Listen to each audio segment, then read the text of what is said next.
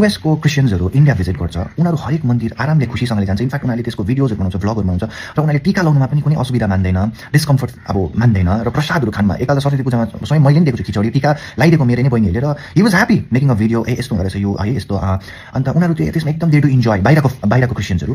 तर हाम्रो इन्डियाको र हाम्रो नेपाली क्रिस्चियन्सहरू किन यस्तो हुन्छ कि भेदभाव गर्छ कि यो अछुत हो, यो गर्नु राम्रो होइन। अछुतै नभने पनि अब उनीहरू किन डिस्कम्फर्ट फिल गर्छ प्रसाद खानुमा, घृणा गर्छ, त्यो कुरोको प्लिज मलाई एन्सर दिनुहोस्। कसै अब राम्रो आएको इज्जत गर्नु, धर्मको काम गर्नु, जति नै पर्दाखेरि गरिब दुःखीको सेवा गर्नु, पर्ने मान्छेलाई हेल्प गर्नु, जति नै गर्नु। तर यदि तिमीले पिता परमेश्वर, यदि तिमीले परमेश्वरलाई मानेन भने, जिजसलाई मानेन भने तिमी नर्कै जान्छौ भन्छ। अब हुन्छ नि, अब सोच्नु त मैले भने जिजस त त्यसो भने निष्ठुरी भयो नि।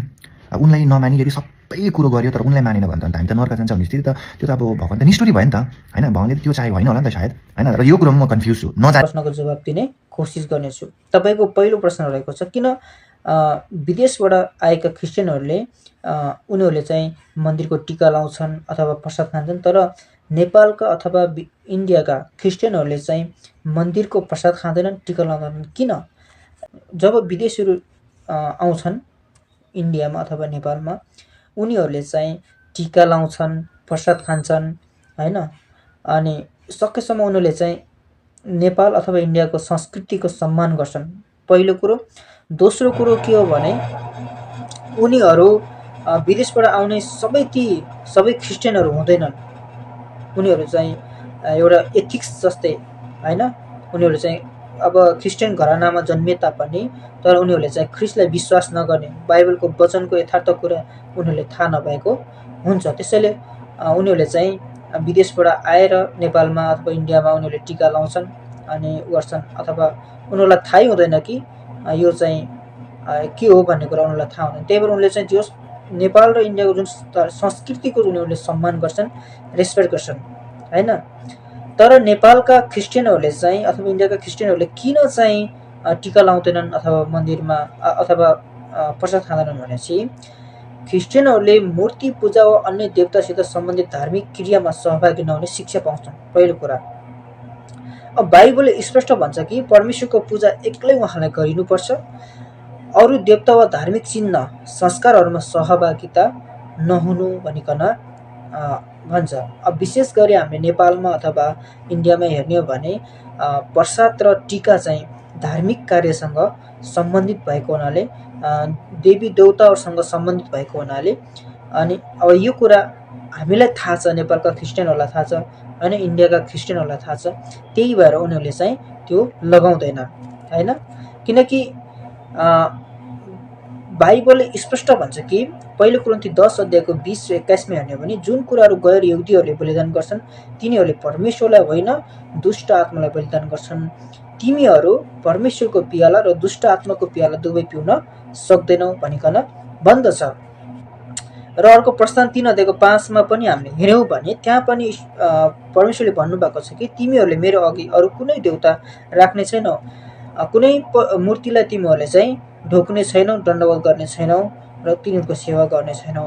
यसैले टीका प्रसाद धार्मिक अर्थ भएकोले सहभागी हुँदैनन्। अनि दोस्रो प्रश्न तपाईको रहेको छ, जति राम्रो धर्म कर्म गरे तापनि, जति राम्रो काम गरे तापनि ईश्वरलाई विश्वास नगरेसम्म भाइ तिमी नरकमै जान्छौ किन भन्ने विषयमा चाहिँ म तपाईलाई जवाब दिन चाहन्छु। यो कुरा अन्य धर्म जस्तै कर्म आधारित सोच भन्दा पूर्ण फरक छ है। बाइबलको शिक्षा अनुसार स्वर्ग कर्मले कमाउने कुरा होइन,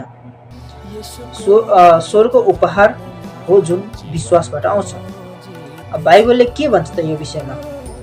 राम्रो कामले मानिस बच्दैन, पहिलो कुरा स्पष्ट भन्छ। अब यसको चाहिँ एफिसी 2 अध्यायको 9 पदमा जब हामी हेर्छौँ, तिमीहरू अन्य कुराबाट विश्वासद्वारा बचाइएका छौ, यो तिमीहरू कामको आधारमा होइन, नत्र भने मानिसले घमण्ड गर्छ भन्छन् हैन। अथवा विश्वासद्वारा अनुग्रहबाट तिमीहरू बचाइएका छौ भन्छ हैन। विश्वासद्वारा बचाउने कुरो कामले होइन, नत्र मानिसले घमण्ड गर्छ भन्छ। अब तपाईँ हामी सबै पापी भएकोले कर्मले स्वर्ग पुग्न सम्भव छैन। अब रोमी 3 को 23 ले भन्छ कि सबैले पाप गरेका छन् र परमेश्वरको महिमासम्म पुग्नबाट चुकेका छन्।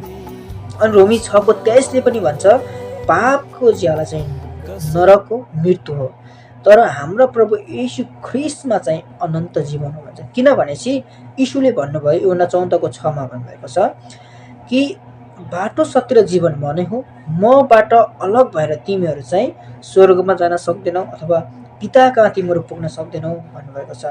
अब उद्धार विश्वासबाट मात्रै हुन्छ भन्ने कुरा प्रेरित 4:12 हामी पाउँछौँ।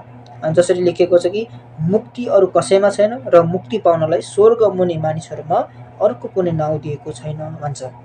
अब किनकि यीशुले हाम्रो पापको ऋण तिरिदिनु भएको छ हैन। अब मानिसले आफ्नो प्रयासले परिपूर्ण हुन सक्दैन, तर यीशु परिपूर्ण हुनुहुन्छ अनि विश्वास गर्नेहरूलाई उहाँले आफ्नै धार्मिकता दिनुहुन्छ। अब सरलमा भनौँ भने स्वर्ग राम्रो कामबाट होइन, स्वर्ग परमेश्वरको अनुग्रहबाट हो जुन यीशुमा विश्वास गरेर मात्र पाइन्छ।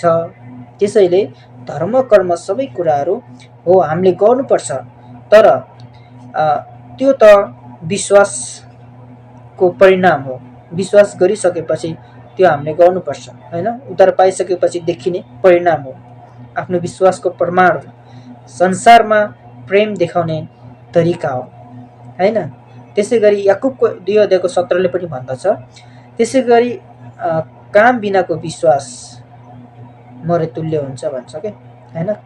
त्यही भएर जब हामी ख्रिस्ट त्यो विश्वासद्वारा अथवा राम्रो काम गरेर उद्धार पाउने होइन, तर उद्धार अनि स्वर्ग केवल ख्रिस्टमा विश्वास गरेर उहाँ हाम्रो पापको निम्ति संसारमा आउनुभएको हो र उहाँले बाहेक अरू कसैले पनि हामीलाई बचाउन सक्दैन, मुक्ति दिन सक्दैन, हाम्रो पापलाई शुद्ध गराउन सक्दैन भन्ने कुरा जब हामी विश्वास गर्छौँ, विश्वासद्वारा अनुग्रहबाट परमेश्वरको कृपाबाट हामीले उद्धार पाउने कुरो हो, तर कर्मद्वारा होइन।